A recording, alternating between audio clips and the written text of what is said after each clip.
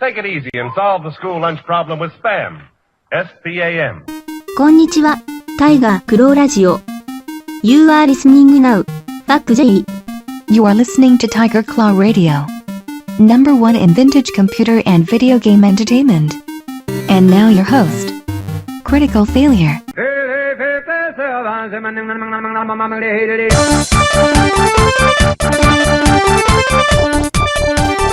Welcome everybody. Oh yeah, you know what that sound is. You know what that song means. That means it's time for Tiger Claw Radio. And yes, friends, this is episode 264. My goodness, has it been that long? And now it's Christmas time. Yes, not just early December. I guess you can put the tree up now. Oh no, we are 1 week to go. This is being recorded on the 14th. Posting day will be the 17th. So by the time you're hearing this, it's only 1 week till Christmas. And boy, I can't wait. Lots of stuff to go over. Capcom is going crazy with Street Fighter V. They're making bad decisions, putting advertisements directly on the characters. We're going to get into that a little bit later. A follow-up to Counter-Strike Global Offensive. They released their own Battle Royale mode, and they actually did a really good job with it. So we're going to follow up on that later as well. Also, in terms of music, Chiptunes Equals Win released another album. They released, what is it? The Chiptunes Equals Winter, or the Winter chip. Hang on a second. I'm going to make sure I get this right. It's the Chip Winter Wilderness. Oh, there's two of them. Oh my gosh. Look at all this. They released the Chip Winter, with the win being capitalized, the Chip Winter Wonderland, and the Chip Winter Wilderness. Okay, I was under the impression that it was only one album because they released a cassette release of the one album, which is Chip Winter Wilderness, and I ordered that cassette because it's dope. I've been listening to this album in my car all week this week, along with a couple others. So we're going to hear some tracks off of the Chip Winter Wilderness, and I guess I'm finding out just on the air that there were two albums that came out alongside it too. I got to get those because I bet they're awesome. All this and more. You guys are listening to Tiger Claw Radio. My goodness, it's Christmas time, and I'm having so much fun. Stick around.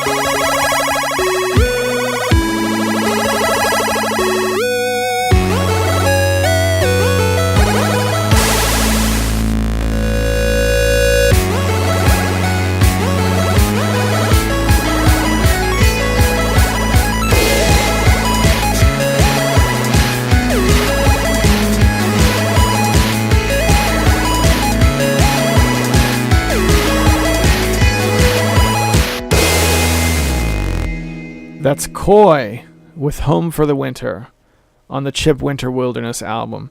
And that's one thing that I like about the Chiptunes Equals Win label that you're not going to find on Battle of the Bits. When that guitar kicks in, right, it's not technically, we're not talking about strictly chiptunes. They don't use the same limitations that Battle of the Bits uses. So I'm interested to hear what you guys think. Do you like it when they throw in a little guitar or push past the boundaries of technical chiptunes, or do you like it better when they stick to the limitations, stick to the original hardware? Do you like your chiptunes such that it could be flashed onto a cartridge or played on original hardware if necessary? I don't know. When I'm listening to it through the speakers, I just do what you got to do to make it sound good. But I gotta say, when I'm looking around watching videos and stuff, and people have the hardware going, and you're listening to like LSDJ being played through a Game Boy, and it's the hardware that's doing it, there is something impressive about that as well. So that's Koi. Let's see what we got here. Right, yeah. So I was in training all week last week, meaning all week when I drove to work, I had to use my phone to navigate, which was. It was trouble. Commuting was very difficult. So the typical van cast that I do became extremely difficult to do. I did get one day. I got to work super early, and I sat in a parking lot, and I made it happen because there were a few things I wanted to go over, and we're gonna go there now. So on location, in the parking garage. You're listening to Tiger Claw Radio. Good morning, everybody. It's the van cast. It's Thursday morning. I've been at training all week at work, so I haven't really been able to do these van casts like I normally do. I drive out to where I'm supposed to be, and I usually have my phone all tied up doing GPS. So I got out extra early this morning so I could crank it up in the parking garage and just go over a couple of things. I wanted to make sure at least I had a couple of things down while they were fresh in my head. Last week I talked about a little bit about Counter-Strike Global Offensive and it going free-to-play.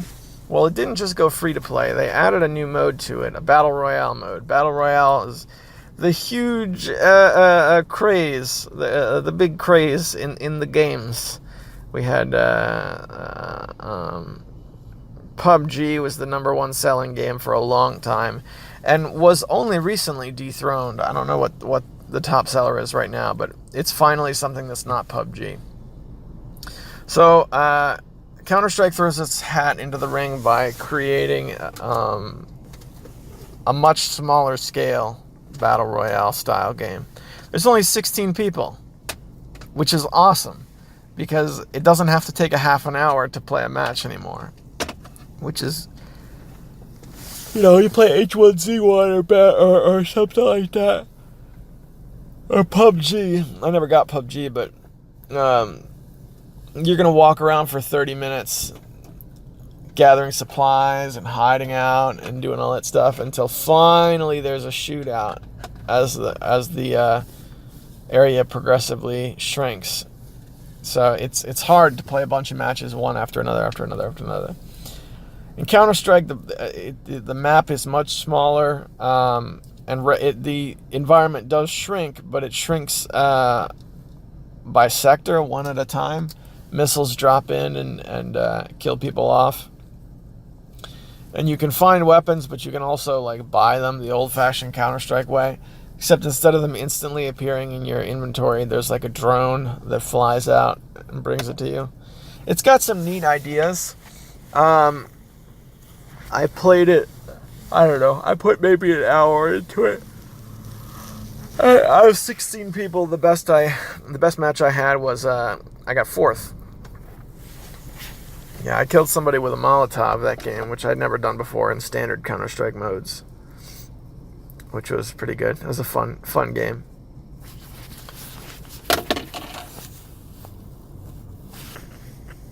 Apart from Counter-Strike, Street Fighter V is back in the news.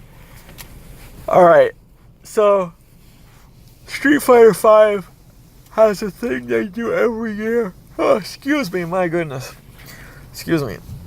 Street Fighter V is the thing they do every year where they release the Capcom Pro Tour, and it's a DLC for Street Fighter V that includes a level, some sort of exclusive level, as well as some exclusive alternate costumes for a couple of the people. And they don't sell it all the time, so you have to jump on it to get like the unique costumes or whatever. It's kind of neat, but it's really expensive, and it doesn't stick around long. So I've gotten it in the past. I got it 2 years leading up to this because I was really into Street Fighter V, man. I wanted the exclusive gear, even though it was way overpriced. I think the idea was that some of the money was being dumped into the Capcom Pro Tour like championship purse, so the winner like got like a big payout from the Capcom Pro Tour DLC. I think that's how it worked anyway.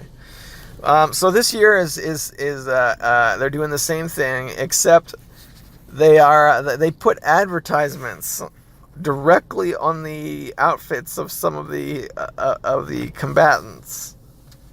Oh dear, Capcom, why are you doing this?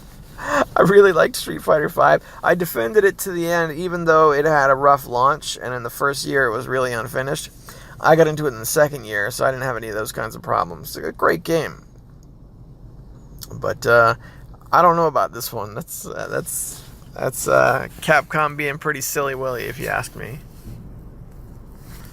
What else is going on? Dead by Daylight just had some new DLC I saw last night. Today's the 13th. I was looking at it yesterday, and it came out the day before. So this was December 11th. This thing came out. Not much to it. There's a new killer called the Legion, and then there's a new survivor. I didn't buy it yet, so I can't really comment on it. It's just nice to see new content coming out for Dead by Daylight. Still a fun game. I tried to play one round, and it stalled out on a loading screen, which is something I've been seeing happen lately. I'll try and join a lobby, and then it'll go to the loading screen, and it'll just stay there until I decide to Control-Alt-Delete and kill the process. Not a perfect game, but I still have a lot of fun with it. Well, boys and girls, we're like a week away from Christmas, a week and a couple of days. It's Thursday. This has been a really stiff week. This is one of those weeks that really calls upon a person to find that stuff, to muscle through it. So I've got to go do my Thursday, and that's exactly what I'm going to do, is muscle through it. I'm glad I was able to sit down and record some van casting.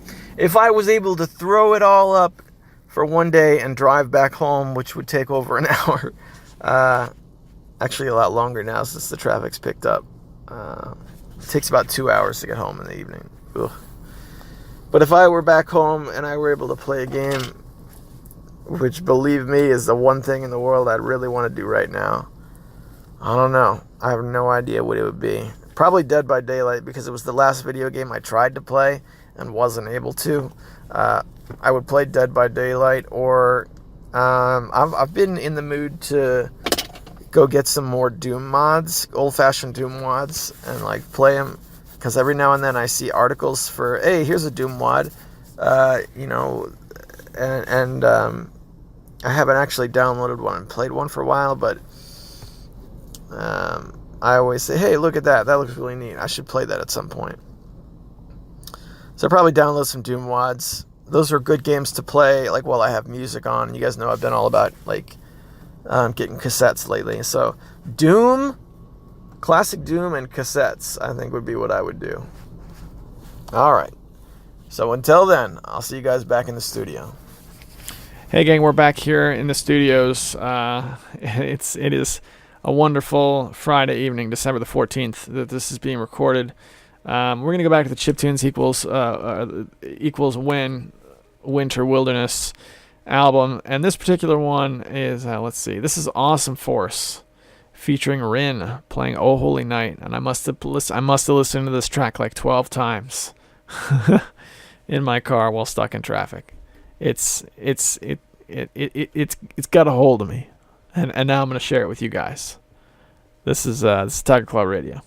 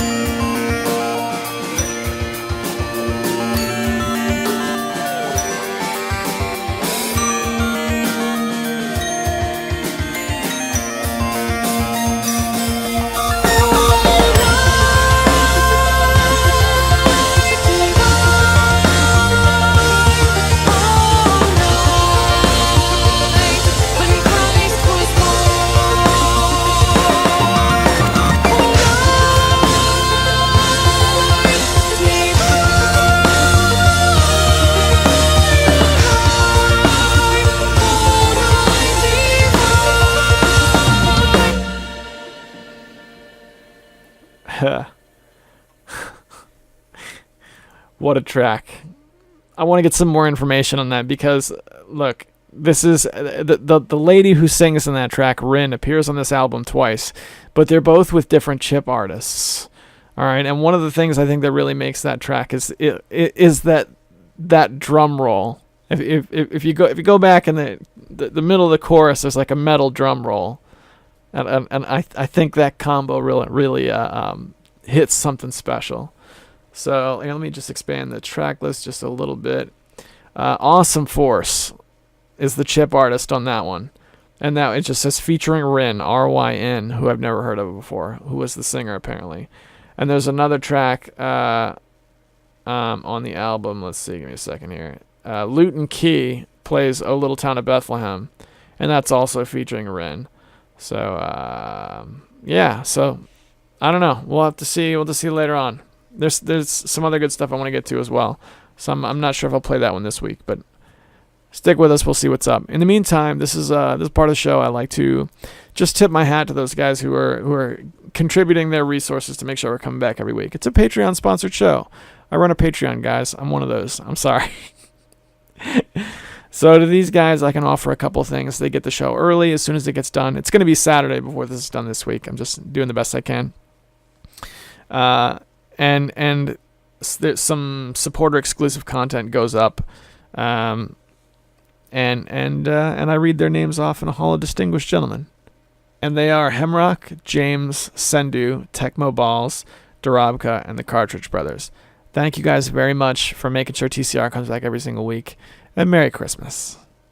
Can we play another track? Is that all right?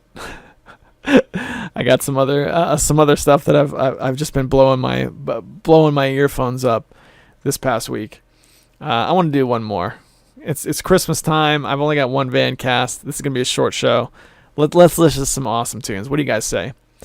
This one is from the Motion Epic. It's not a Christmas track, but this is one from the label Business Casual. Business Casual is an internet label they put out from different artists. They have an album release every Friday. As a matter of fact, I haven't gone to see what their release is for this week. But this album called Midnight, and it's from the Motion Epic.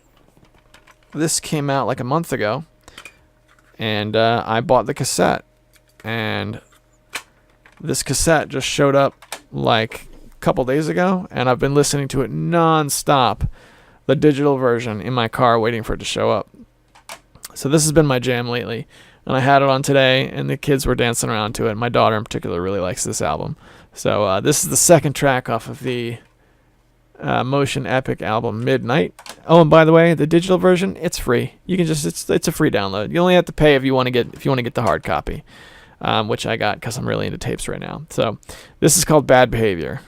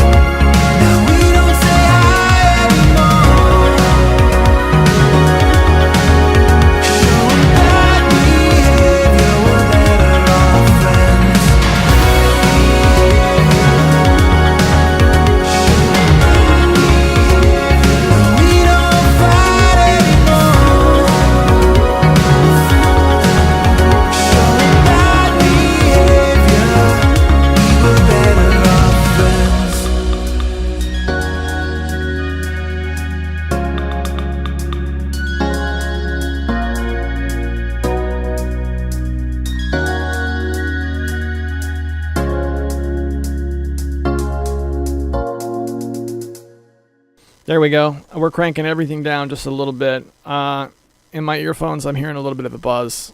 I'm doing the best I can. I don't know, my equipment's acting up. Yeah.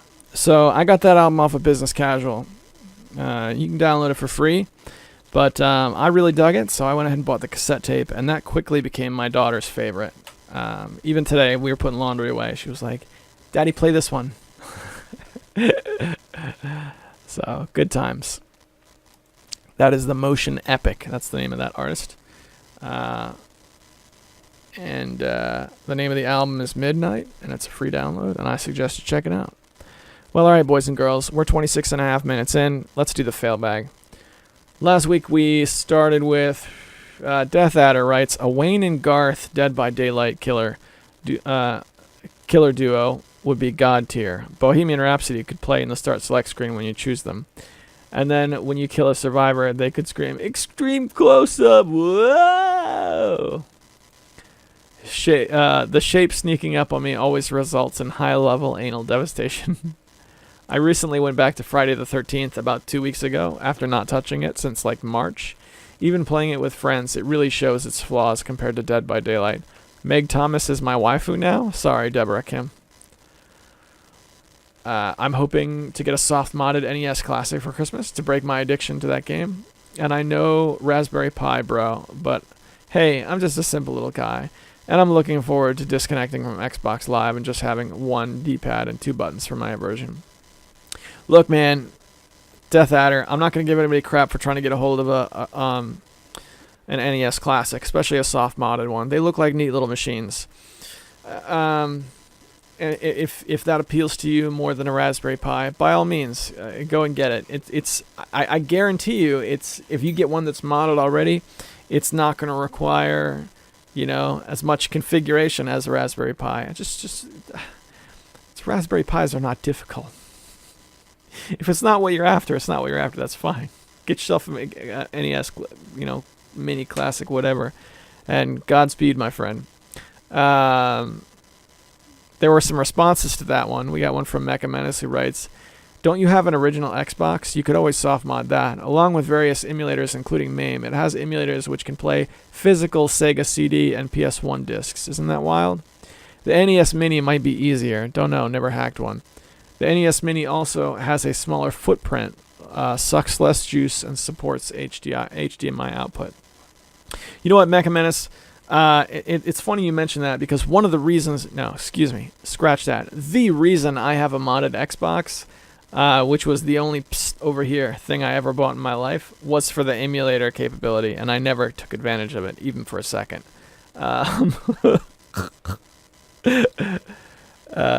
Yeah, I've told this story on the air before, but it was like 2003 or so, and I was at Game Crazy, which was... Hollywood Video used to have like a split down the middle where half of it was like a game store and it was called Game Crazy. The guy behind the counter was like, hey man, I know a guy, we can hook you up. It'll be $500. And yes, I paid $500 for this modded Xbox. And the reason I wanted it was because the guy was like, yeah, you can just put all the NES games on it. It'll run an emulator. It's like $500. Can you just set it up for me? Can you just put the NES library on it? Sure, man. We'll set it up for you. He didn't set it up for me. So yeah, I'm pretty sure you can with the original Xbox do all that stuff, but I never quite figured out how. You gotta get it hooked up to your router and then remote into it or something. It's not the hardest thing to do in the world, but I just never took the time to do it. And then Death Adder. Oh yeah. So the point I was making was remoting into an Xbox, an original Xbox, to make all those changes. Compare that to like configuring a Raspberry Pi. Raspberry Pi is 1,000,000 times easier. My goodness. Not that either solution is undoable. I'm just saying, Raspberry Pi. It's all set up already. Just download the thing and the thing and the thing, and it's all done. Death Adder writes, Mecha Menace, I just wanted it. It looks cool. Get the old controller. Focus entirely to one console. It'll be my the 30th anniversary of me getting an actual NES for Christmas. So feels, hopefully. I honestly really can't think of anything else I want for Christmas. I've been told I can't get a gun, and that beer is not a Christmas gift. So it's Nerf or nothing. I get that. Look like I only played 3 video games in 2018. The Super Show needs this NES Classic. I get that, bro. I get that in a big way. My wife and I got new phones in November, and we were like, this is our Christmas present, which means between that time all the way leading up to Christmas is maximum depression. We got a mini keyboard. Like I was talking about mini keyboards on the air a couple weeks ago. We went ahead and got one, and that's put away for Christmas. And I really want to get I want to build like a hi-fi stereo system. So I want to get a new receiver. But yeah, that's what I want for Christmas. Thanks guys for writing in. It's always nice to see like when Death Adder says something and then Mecha Menace says something and there's like a little bit of back and forth. That's really rare. So way to go, guys. Desm101 writes, that's a nice arcade stick. I still have yet to get one that level of quality. And then he has a timestamp of 43 minutes and 21 seconds. The output to the PSTV is not a super crisp 720p. So for PS1 games and emulators, you get a bit of blurry output instead of razor sharp pixels like you would get from an RGB output on a PS1. The other settings, 1080i and 480p, are not optimal. So like you said, if you get a Raspberry Pi or an Odroid, you can probably get a better picture. You mentioned lag, which is present, but not a huge delay, thankfully. Desm, when it comes to Raspberry Pi, this is what I hear. The fact there's only one game where the lag on a Raspberry Pi makes the game unplayable. Only one that I know of, and maybe one more I would suspect. But the one game is Mike Tyson's Punch-Out, the Mike Tyson battle. This is coming from Travis. Travis, what's the name of your YouTube channel? It's escaping me at this point. Where's the games? It's the guy who pals around with Bithead 1000. This is gonna bother me now. He was like, when you get to the Mike Tyson battle, it's so frame perfect, you're not going to be able to do it with that little bit of input lag. It's enough to make a difference on that battle. The only other game I could think of where that would also affect it is Tetris Attack on the Super Nintendo, or its Nintendo 64 iteration, Pokemon Puzzle League. That's a game where when I would play it with my wife, we were so good at it, and it was so frame perfect that any sort of input lag would make it unplayable. Now, to be fair, I have a hard copy of Tetris Attack for the Super Nintendo, so that wouldn't be a game that I would be emulating for. And the same goes for Mike Tyson's Punch-Out. I have a hard copy of that as well. But when it comes to these like emulation devices, it's not really about, when certain games, it's like, I just want to get it all together. I don't want to have to get up and switch games around. You know what I mean? I don't know. Yeah, the PS1 Classic is a really sad story. I saw a video where they were saying like, Desmond, was it you who showed me this link actually? They were talking about the code in the in the console, and you could see in the comments. First of all, it was hacked very easily. You plug in the right kind of keyboard and you press escape on the keyboard and you're in the console. And they were able to see in the in the code, in the comments, it was set up to house other games that didn't actually make it onto the system, like the Tomb Raider games and stuff. So, yeah, maximum disappointment. If it goes down if enough people hate this PS1 and it goes down remarkably cheap, then maybe I'll get one. But for $100, I don't think so. I think I'm more apt to rebuild my Raspberry Pi setup. I used to have a Raspberry Pi and I broke it doing dumb things. But one of the things I loved about the Pi was it took so little energy, I could comfortably just leave it powered on all the time. And then I could just turn on the TV and there you go. Raspberry Pi was all set. And it was pretty glorious. Good to hear from you, buddy. Mecha Menace writes, You spoke of precipitous decline of Magic the Gathering Online cards value. Do you track the values of physical MTG cards as well, or have any knowledge of their value in general?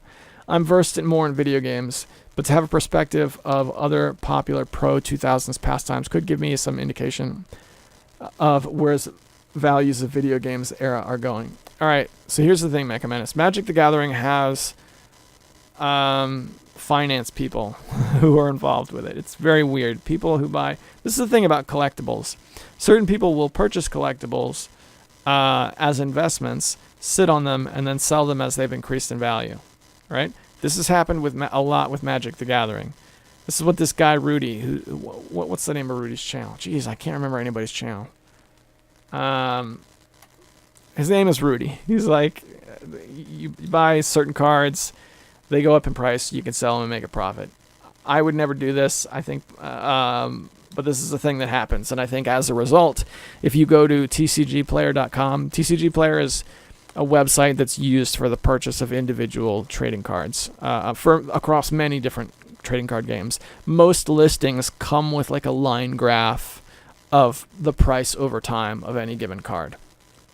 So, do I know what the prices have done off the top of my head?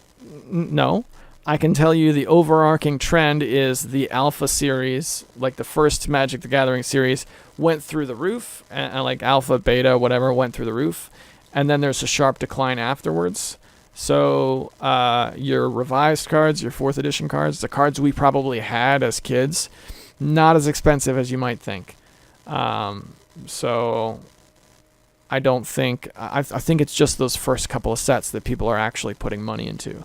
When I got back into Magic the Gathering with my son, one of the things that I was shocked to find was all the cards that really meant something to me deep down in my heart were actually quite attainable. You know, they didn't have, there wasn't... When I was a kid, I was like, if I hold on to these forever, I'll be a millionaire. Well, it's 25 years later, and I wouldn't be a millionaire if I still had them all. Put it that way. I know that's not a dollar and cents figure, but yeah. And I don't know how you can connect this to video games either, because I look at the prices of video games and I'm thinking this is not sustainable in a market with millions and billions of video games. No way, Jose. But then again, I've been saying this for years and years and years. Nintendo games, there's no way you can sustain the prices of Nintendo games. But it's been how many years? They're just not. They've eased up a little bit in certain cases, but very, very few Nintendo games have gone down to like $5 these days. Man. So I hope that kind of answers your question. I know it's not perfect, but it's what I got. And we got one last one, and this is from Hemrock. He writes in to the email. He says, "Greetings and salutations, CF. Wow, you've been on quite the rocking music streak lately. There was a time when the music on TCR was my least favorite part. Now I find myself going back to listen to the tracks again. Cool, man. The tunes were especially good on episode 262. It was probably the best lineup of chiptune-related sounds I've ever heard on the podcast. I picked up Summer Chip 8 thanks to you." All right, quick break. The one he was talking about, 262, I went back and looked at this. That was the one where we played Summer Chip 8, and then at the end was Desco Radio Club EP. So it was like chip tunes at the start of the show, and at the end of the show was like Future Funk, I believe. Cool, man. So I'm glad you got Summer Chip 8. Back to the email. Speaking of chiptunes, what is the release date for your next chiptune album? Do you have an album name? It's cool that you got that MIDI keyboard. Has it helped much? All right, quick break from the email. I do have I've a few more demos created. I even had some stuff I wanted to share on the show, but I don't have it handy now. It's unfortunately not going to happen this week. I don't have a date, but I haven't been able to touch it this past week because of training. I imagine that I'm going to be able to return to heavy work on it in January. And then we'll have to see. It all depends on how much I want on there. If I'm going to make this an EP with just a handful of tracks, I can get that thing done in probably a week. But every time I mess with it, things get better. So I want to try and I want to try and keep it. I want to try and keep it moving as long as there's real growth. Let's reconvene in January. I'll tell you what. In January, we're gonna set some goals. We're gonna have. I want to nail down. I want to get a solid track list, which means conceptually, I want all the songs completed. I want to have an album title. I want to be able to start putting on finishing touches in January. And that way, we'll at least be able to say, okay, I have this much more work left to do on it. This is what it's called. This is when it's coming out. Those kinds of things. I mean, the last time we talked about the album, when I played some stuff on the air, it was really just like, okay, here's some little pieces of songs I've made. I know I want to put these on an album. That's really all I have. All right, let's get back to... Oh, as far as the MIDI keyboard is concerned, I don't know. People say MIDI. I know. I always had a hard time with that. I always just said MIDI. I know that's wrong. It's like saying Mario, Super Mario Brothers. It's just a weird thing I say. Sorry. The keyboard is put away for Christmas, so today is the 15th. I will be able to unwrap that puppy and plug it in 10 days. Back to the email. He writes, I hope Duel Masters is treating you well. I'm close to finishing it. I forgot how difficult that game is. How is it going for you? What does your deck look like? I never thought the load times on viewing cards were that long. What device do you use to play it? I'm using a DS Lite, and the only loading annoyance are the 5 or so intro cutscenes that you have to skip each time you boot up the game. Seriously, who thought that was a good idea? All right. Yeah, so I haven't played Duel Masters in a couple weeks. I play it on a DS Fat, an original DS model. That's what I play it on. As far as my deck is concerned, I haven't made any changes to it. Look, we're going to play this game when you show up. It's going to be a lopsided duel. I'm doing the best I can, but I'm sorry, dude. Yeah, I found it very difficult to get into that game, but I'm giving it my all. Back to the email. He writes, "Man, picking up a Wii for $7 is a great deal. It would have been cool to just pick them up to see what they have on their virtual console." Yeah, I didn't think of that. You could be walking into $100 worth of retro video games. Oh my gosh, I really didn't think of that. It would probably make a good YouTube video. Like you mentioned, I too miss the days where I could find retro games more easily in the wild, like at thrift shops. Have you been back to the thrift stores recently? Quick break from the email. Yes, I have, but when I go to the thrift stores now, and I still look for video game stuff. It's not like I just ignore all that, but I tend to hit more when it comes to music. I buy like tapes and stuff. So nothing really to speak of in terms of video game acquisitions. My next project, or not project, but things I want to get from the thrift stores. I want to reacquire some of the albums I had when I left home at 17. My mom walked into my room after I left and threw all my things out. So amongst those was a bunch of CDs. And music at that time was really important to me. That was when I was playing guitar all the time and I was in bands and stuff. And she threw out all my CDs. And these weren't great CDs. These were CDs I had when I was a teenager. But I want to try and get some of that stuff back. So you know, the thrift stores are good for that because there's oftentimes a lot of CDs and stuff. When is the Tiger Score coming out? You know, that High Score magazine. We're gonna try January. I tried to do it in December. My world at home is falling apart. I'm doing the best I can. We've got Play Duel Masters. We've got Do the Magazine. We've got the Chiptune album. On top of all that, I've got Let's Maintain the Podcast. So it's been rough, and work is just becoming a vampire of my time.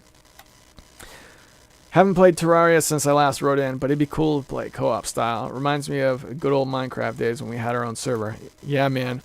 And I'll tell you something else. Playing Terraria online used to be really difficult. Like, you remember when we used to play Minecraft and we had to, like, coordinate how, like IP addresses and stuff like that? That's the way it was with Terraria as well. In 2011, that's when people were downloading Hamachi so that they could have virtual private networks and so that they could like LAN games each other across the internet. It was really not a great way to play games. But that's all been thrown in the garbage in favor of, hit host, and then I can join people on my Steam friends list, easy peasy the way it should be.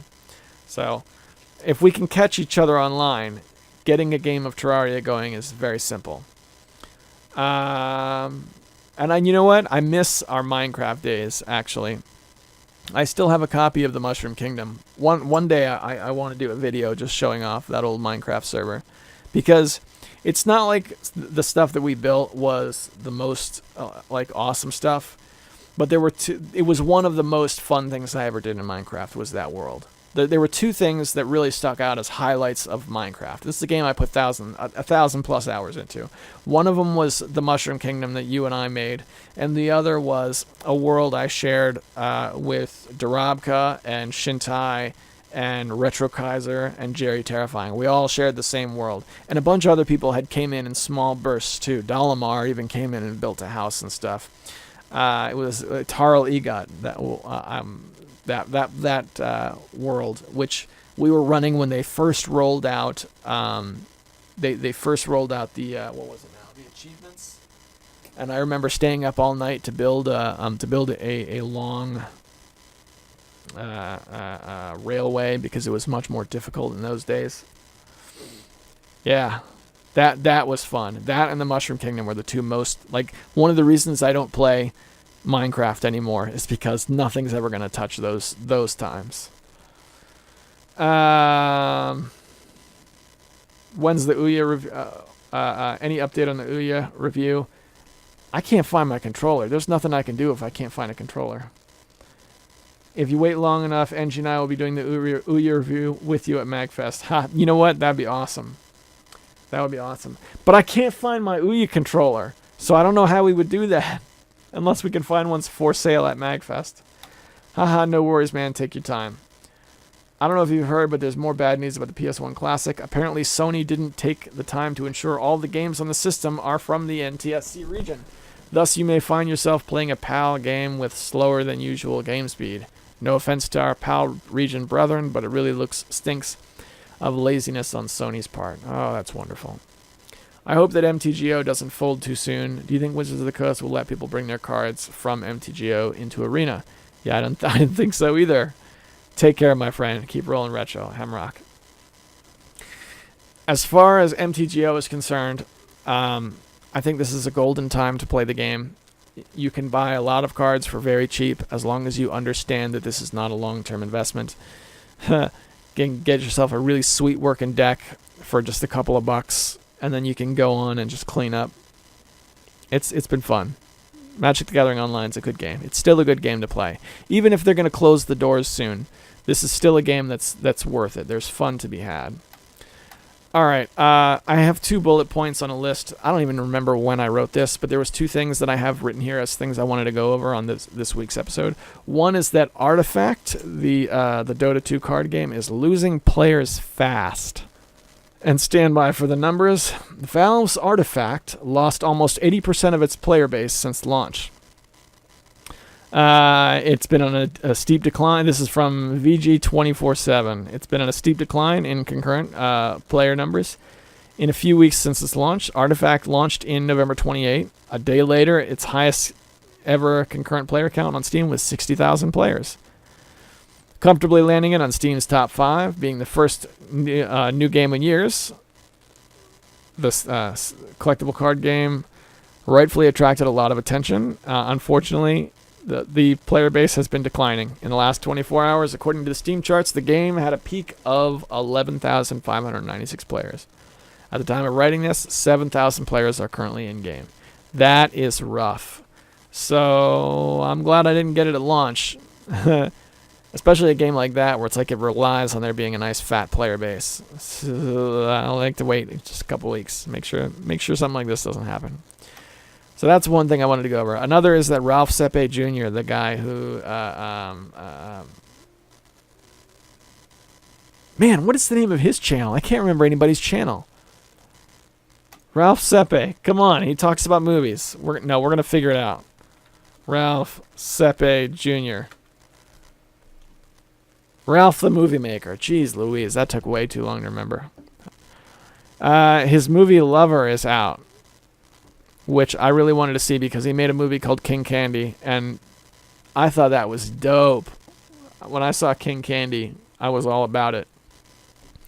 So he's got a movie out that's that is $5 to watch, and I don't think I've ever put up money on the internet to watch like a student film or like an underground indie film, and that includes AVGN's movie. When that came out, I never put up the money to watch it, but this I really want to see. So I think I might just put up the $5 and check it out. Maybe this week or maybe after Christmas, and I'll let you know how that goes. The last thing is I wanted to follow up on Super Mario War 18 or 1.8 B2. I did download a copy of it, but it's got no executables in it. I don't know what the deal is, so I was not able to get that running, and it sucks because it looks great. I brought the trailer up at some point a second time, and I watched it with my kids, and I was like, hey, this is what this game is, and they were both like, Dad, you got to find this game right now. I went through digging through the documentation, and the documentation has the official websites, and the official website is long since gone. So I don't know. It's not looking good, boys and girls. But as they say, that's life. I was actually just getting ready to sign off, play the music, and say the goodbyes. But I just got a text from good old Hemrock saying he did actually beat the main storyline in Duel Masters. So congratulations, Hemrock. Congratulations, a winner is you, my friend. Alright, boys and girls, whatever has brought you here, 52 minutes and 15 seconds into TCR. Thanks for spending your time with me. And I know this episode and last episode are a little bit shorter than they have been. It's a Christmas time. This is I'm rocking and rolling and keeping the ship moving, and we're not missing any weeks. Thanks to everybody out there who's just, you know what, you guys who are struggling to move forward in your lives, I feel that from this chair in this room. I can feel the struggle, and I'm telling you, keep at it. All right, keep doing whatever it is you got to do to make sure you can get up the next morning and still have a job. I'm rooting for you. Merry Christmas.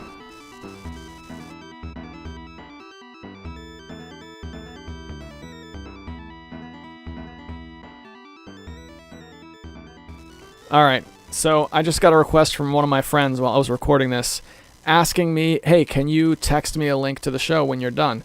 Because he's on the road, and he's like, hey man, it'd be cool to listen. I got 3 more hours behind the wheel. It'd be awesome. And you know what? I'm going to do that. But since I'm finishing the show and he's got 3 hours behind the wheel, we're going to play a couple more tracks. I'm not going to pull the plug at 53 minutes. You guys bear with me. We're going back to the Winter Chipmas, and we're going to listen to a couple of songs. So earlier we played Oh Holy Night featuring Ren from Awesome Force.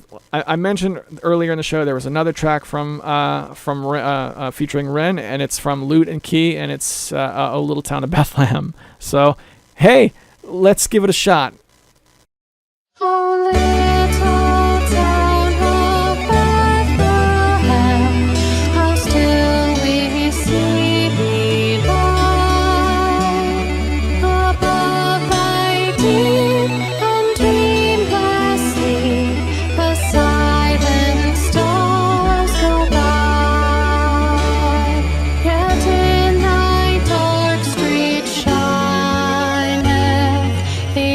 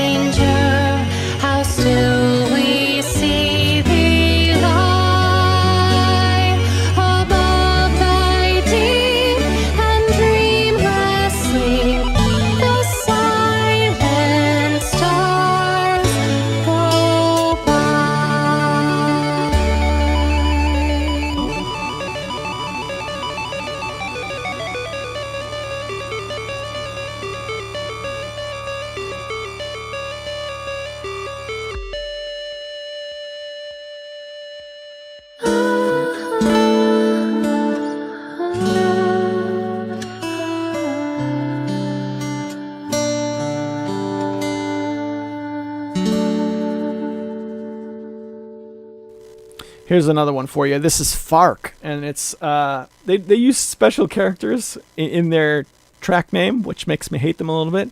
But I think this is a fun song. It's called Palme Snowball, and this is one that's captured my imagination. You're listening to Tiger Claw Radio. This is, I don't know what this is. The show is over already. It's over, but we're still listening to tracks. Why not?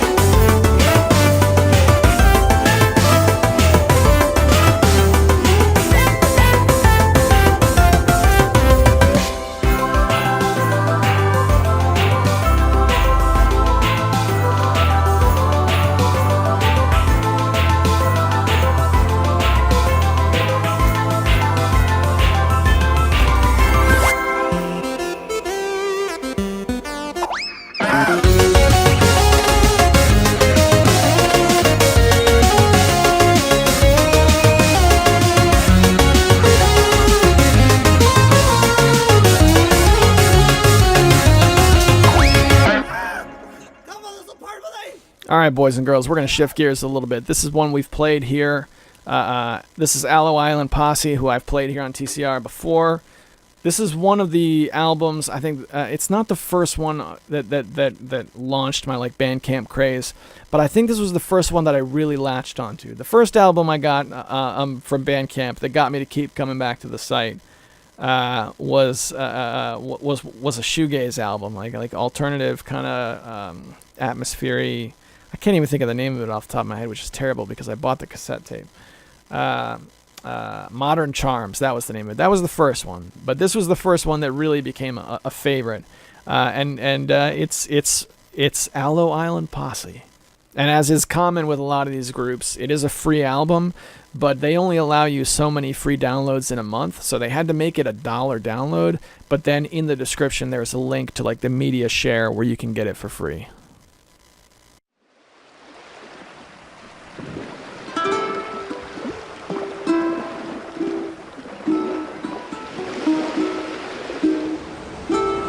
Maybe I'm being set up for something. You ever think about that, Marlon? Like your whole life has been building towards something? No. What was the furthest you ever got off the island? Went all over. Never found a place like this, though. It's perfect. Yeah. Just between you and me, Marlon, I'm going away for a while. Really? Yeah.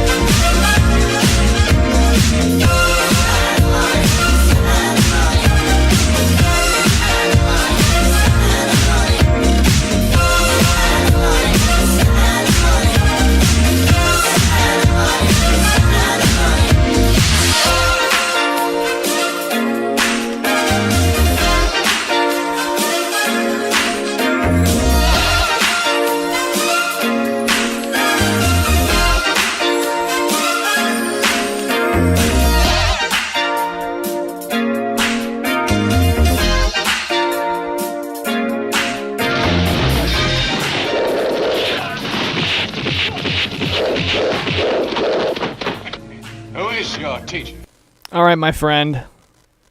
I think we're just about ready to wrap it up here on Tiger Claw Radio. I don't know what to make of this. All right, so this is Mecha Maiko, and she released an album called Mad But Soft, and that album's like $8 or something like that. It's got some really awesome songs on it. But then the Mad But Soft album has a remix album called Mad Soft Butt, and that album's free, and that's what this is from. It's a little poppy, but it's got some good tracks on it, and I really vibe to it pretty hard. It's one of the ones, it's a good track when I stick it in the car and I listen to it for my commuting, and then like a week later after I've gotten tired of it, I still go back to it once in a while. And that's Mecha Maiko, so give it a try. Am I still recording? I should have hit stop.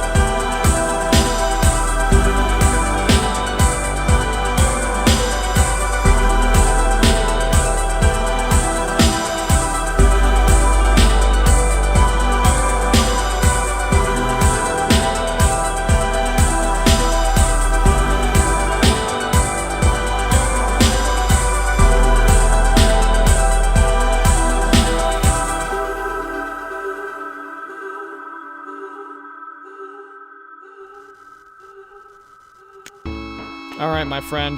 You know who you are. Stay awake on that drive. All right? For realsies this time, I hope you guys have a Merry Christmas, and I'll see you next Monday.